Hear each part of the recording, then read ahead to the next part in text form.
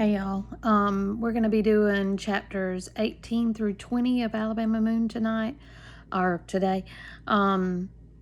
Before we get started, I wanted to show you a picture. Maybe you Googled Alabama Moon, but if not, here's a picture of Alabama Moon. I hope you guys, there it is.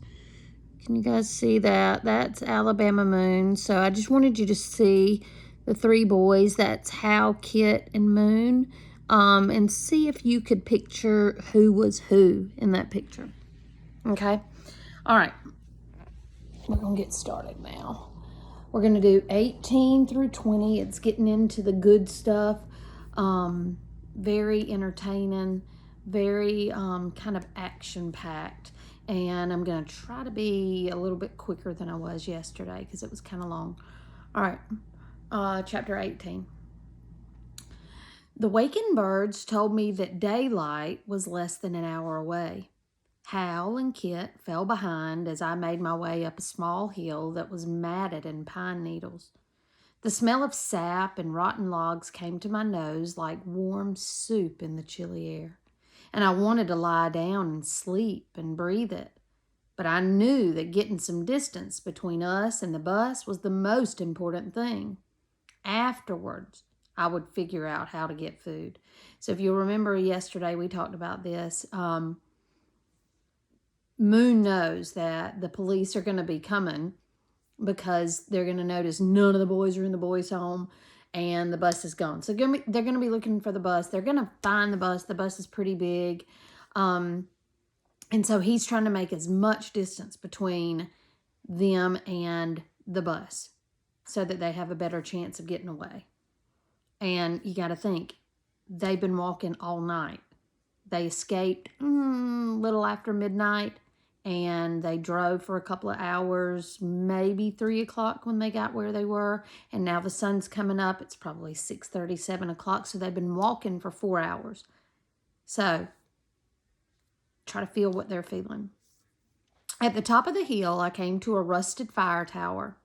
I waited until Hal and Kit came tromping up the hill. And then I told them my plan. Hal, you think you can get up that tower? Hal sat down and shrugged his shoulders.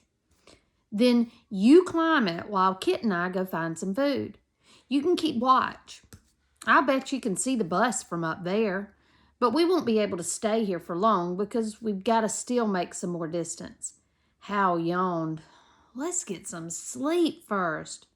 No, we can't sleep. We have plenty of time to sleep later. The law's going to be after us soon, and we got to keep going. Hal stood up slowly. All right, he said. He turned and stared up at the tower. Are you crazy? Come on, you can do it. Hal moaned and spit. We'll be back after a while, I said. Kit and I continued down the other side of the hill, and we heard Hal panging around on the fire tower behind us.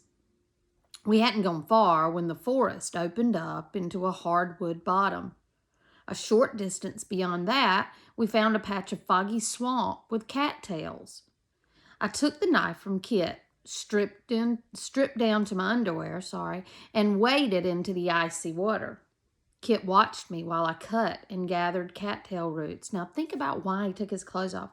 Think about the weather. And if he's having to wade down in that swamp where it's, wet, would you want to get your clothes wet if it were that cold? Of course not. He wants dry clothes on. So he had to take his clothes off so that when he gets out, he can get dried off and then put his dry clothes back on. So he's getting some cattail roots. After about 30 minutes, I had enough for breakfast. The sun was just showing through the trees, and I zipped back into my uniform, and we set out for the fire tower again. When we stood beneath it, I yelled up at Hal. What do you see up there, Hal? There was no answer. Hal? After a second, I saw his face peer down at me. Can you see the bus? What's everybody doing? I asked him. Hal rubbed his eyes and looked out toward the bus and then back at me. They were just sitting around. I started up the tower ladder. As I moved upward, the forest spread out below me with patches of chilled fog that still caught between the small hills. The sun felt good on my back, and the fresh air slipped through my teeth. In a few minutes, I crawled into the tower box with Hal. I could see some of the boys playing in the road and others lying in the grass at the edge of the ditch. "Have you seen the law yet?" Hal shook his head. "You been napping, haven't you?" "Maybe. What the heck?" "That's all right. We got some food." Hal's eyes grew wide. "What'd you get?" "Cattails." "What's that?" "Come down and try some. You'll like them. It tastes like potatoes." The three of us sat around the base of the tower and ate the cattail roots as the sun burned off the fog. Hal and Kit agreed that the plant tasted better than they thought it would, although it wasn't as good as a Pinson breakfast. "But there's no school today," I reminded them. "I figure we'll stay and watch that bus for a while. You two can catnap while I go back up and keep a lookout. Once I see the law, we can get moving again. That way, you two will be rested up and can keep up with me." "What are we going to eat for lunch?" Hal asked me. "We'll take some of these roots with us, and I reckon you can find some yucca plants on the high ground, maybe some thistle and acorns." "What about meat?" Hal asked. "We don't have time for meat yet. Once we make camp, we can get some meat. It's going to be tough going on YouTube for a while." I'm going to read that again. He says, "We don't have time for meat. Think about what you'd have to do to get meat. You'd have to kill it. They don't have any weapons right now, so they'd have to make a weapon or either trap it. They don't have traps. So they'd have to get an animal. They'd have to either skin it or if it were a fish, take the scales off. Then they would have to cook it. Do they have time for that? No." So he's like, "We got to do plants." And so he says, "We don't have time for meat yet. Once we make camp, which means once they can find a place that they can stay for a while, we can get some meat. It's going to be tough going on you two for a while." Hal sat up. "I'm okay," he said, "long as you can get us something to eat." "Yeah," Kit said, "we're fine." "All right, then. Y'all take a nap, and I'll keep an eye out for the law." All right, that was chapter 18. Here's chapter 19. I sat in the fire tower and watched the jays complain and dart about the treetops below. Jays like blue jays. I was eye level with two buzzards that glided by occasionally and got so close I could make out their wrinkled faces. From where the bus was, I followed the blacktop road with my eyes, back the way we had come until it joined the main highway. I reasoned by looking at the sun that it was close to 8 o'clock when I saw the green truck turn off the highway and head toward the bus. I watched it move slowly around the curves like whoever was in it was taking his time and looking out into the forest. When it came around the last bend and the bus was about 50 yards in front of it, the truck stopped. The boys lying in the grass stood up and watched it. Some of the others who had been playing in the road began to walk toward it. After a moment, the truck moved again until it was next to the bus. I waited until I saw a man in a brown uniform step out and begin to talk with him before I started down the tower. On the ground, I shook Hal and Kit awake. "We best get going. The law's gotten here." "Let us sleep a little longer," Hal said. "No, you can't. They're going to come looking for us, and we got to get far away from here. Are you ready, Kit?" Kit nodded. "I'm ready." We went down the other side of the hill and circled around the bottom where Kit and I had gathered the cattail roots earlier. The walking was easy as we strolled beneath the giant pine trees that cast so much shade the forest floor lay free of brush. So there's not a lot of stickers. You know what? Brush is kind of like bushes, so it's kind of easy to walk through because there's not a lot of bushes and stickers. The skies were blue and the day was growing warmer. After a while, the trees thinned and we came to a thicket. That's where the bushes are getting thicker, a thicket, like it's thick with different things you'd have to move through. Our blankets were caught and pulled by the briars. I showed them how to stuff them inside their Pinson jackets so that we looked like 3 fat boys. We fought and picked through the briar thicket until we came to a clear gravel-bottom creek. We found a tree that lay all the way over the water, and I began to walk across it. So they're walking across that tree. Can you picture that? Do we still have to be fat? Kit called to me. I shook my head.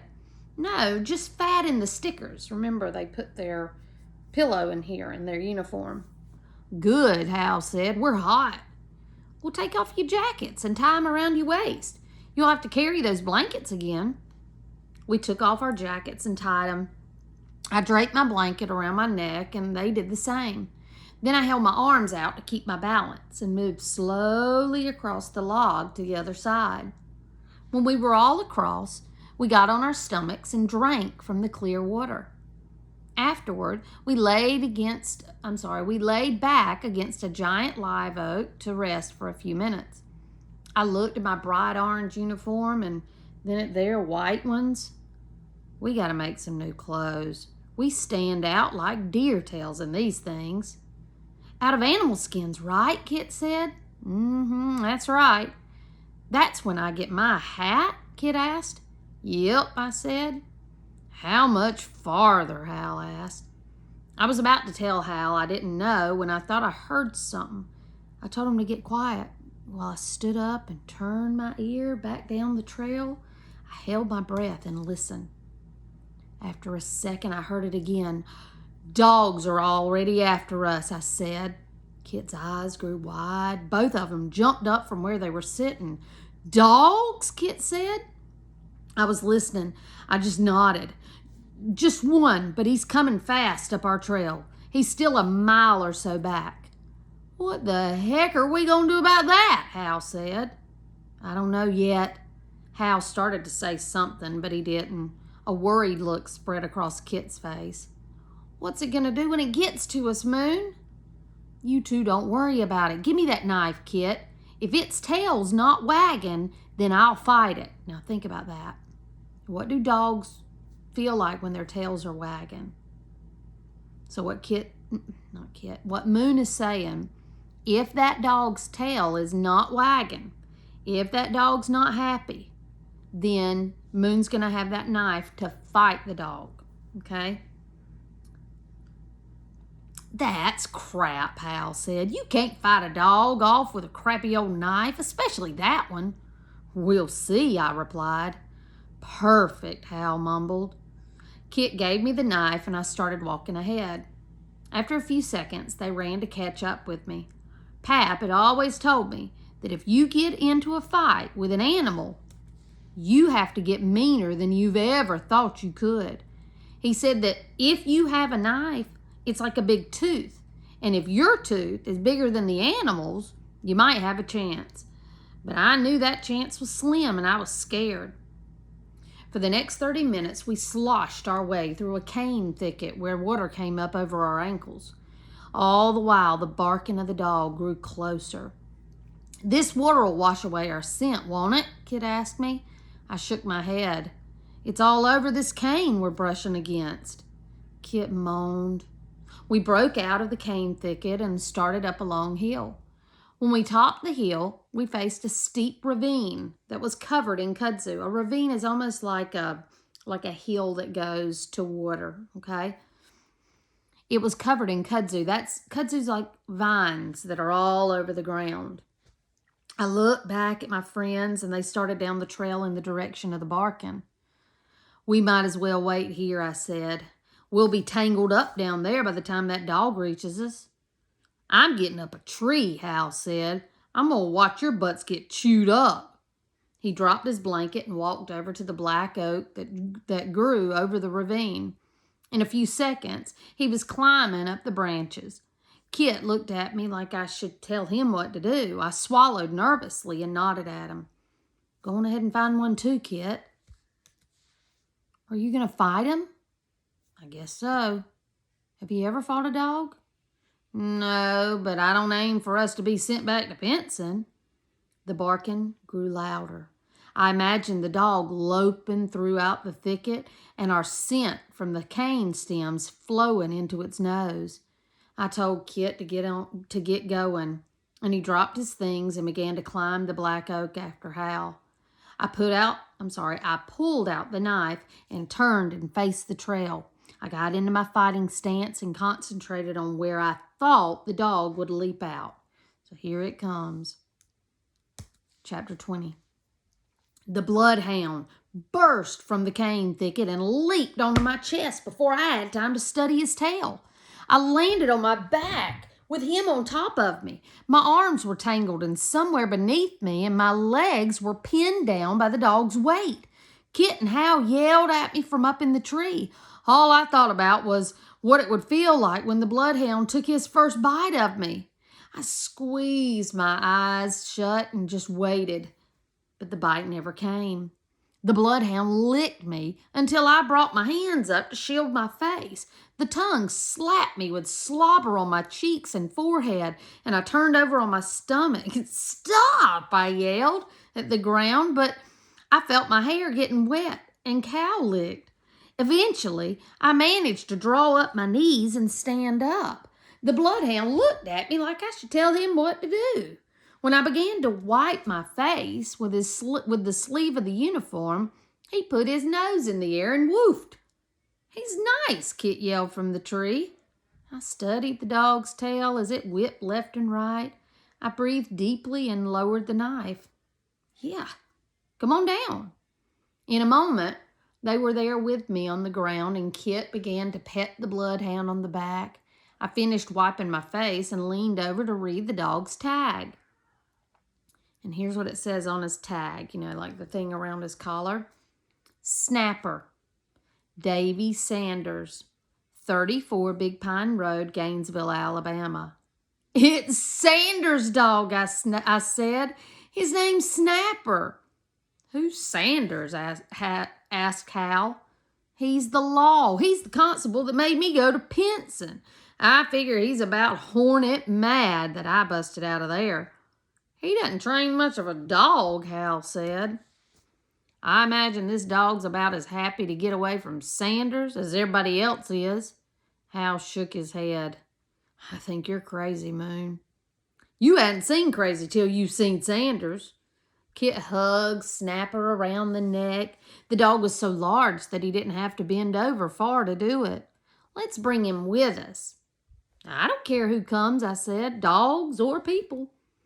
I think it's almost lunch, Hal said. We got to make some more time.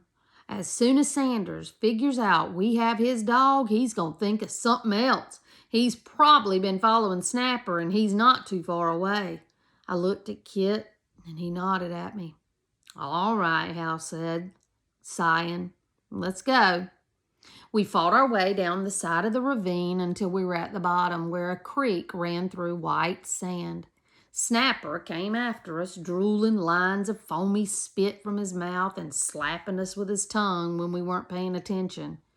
He seemed to prefer Hal, who wanted to have the least to do with him. Stop it, Snapper, Hal kept repeating. I'd look over at Hal, and he would be sidestepping away from the dog in the long lines of slobber that hung from its jowls. Jowls? On a bloodhound especially, I'm going to try to do it. Jowls are the parts of their cheeks that hang down, on hound dogs. That's their jowls. I hate this dog, Hal said. The sun was almost over our heads, and the day had turned warm. High above us, the wind brushed the treetops, but the forest was still and quiet in the ravine. We trudged through the white sand, which squeaked under our shoes and didn't say much to each other. After we'd been walking a while, I felt myself getting hungry, and I started making plans to get food for all of us. I hadn't been thinking long when we came up on a hickory tree that had covered the bottom of the ravine with its nuts. As soon as I explained to Hal and Kit what we'd found, we sat in the sand and began breaking the nuts open between rocks. We filled up on them and leftover cattail roots, and afterwards even Hal agreed that he was feeling a little better. We eventually leaned back against the wall of the kudzu. Remember, that's the vine. Feeling full and listening to the rustle of the hickory leaves. Well, that's nothing, I said. We gonna have fresh deer meat soon. Kit bent over and drank from the creek. He looked up at me after he took a swallow. We can drink from here, right? Yeah, wherever the water's running, I said. Just not where it's sitting still? That's right. Kit smiled and seemed proud of himself. I laid back on the sand and put a magnolia leaf over my eyes. Are you napping? Hal asked. I nodded. I figure we got time to rest a little more. Sanders can't track us easily without his dog. Not this far. He probably already turned back. Good. It's about time you slowed down. He and Snapper and Kit laid on the... Hal and Snapper and Kit laid on the sand next to me, and Snapper put his head across Hal's chest. Stupid dog, Hal said, but he didn't make him move. The creek trickling past and the breeze swishing the treetops far overhead and our full stomachs helped us drift off to sleep. When I woke, I could feel that the wind had shifted and the air had a touch of dampness to it. Dampness, like wetness, damp. I pulled the leaf from over my eyes and I wondered what it was that woke me. Then I heard a gunshot in the direction we'd come from, followed by a faint yell. Snapper! Come here, you sorry dog! Snapper had his head up, looking in the direction of the yell. I could tell by that sound that the gunshot had been aimed into the air. Kit and Hal woke up after a second shot and sat up and looked at me. He ain't turned back yet, Hal said. I guess we better get on, I said. He sounds mad. I had just gotten the words out when Sanders yelled again. I know you're out there, boys. You're mine, you militia turds. You hear me? I got another dog back at the house. Great, Hal said. Oh, I'm gonna whip him good, I said. No, you're not, Hal snapped. We gonna get out of here. I think maybe you shouldn't try to whip him, Moon, Kit said. All right, I said. Come on. We gathered our blankets and hurried down the ravine. Snapper trotted beside Hal and kept getting in his way. Hal continually tripped over him and told him to move, but Snapper walked against his leg. I think that hound likes you, Hal. Hal gave me a sour look and he spit. Well, there's some crazy fella back there that's shooting at us that sure don't. All right, that was the end of chapter 20. That wasn't as long as yesterday. A couple of things to think about. One, Hal's attitude. Hal's, I don't know another word for attitude. Hal always seems grumpy. But do you really think that he doesn't like the dog? Like, and you know how he's like, stupid dog. Do you really think he doesn't like the dog, or is he just talking big and bad? Think about that. Also, now think about where we are. We thought we had good distance between the bus and where they were in the forest, and finally Moon slows down and rests. Well, then when he took that rest, here comes Constable Sanders. So now, here we go again with the drama, with the excitement in the story. This is why this is one of the best stories, is because you've got constant action going on. So, I'll see you guys tomorrow. We're going to do chapters 21, 22, and 23 tomorrow. Bye.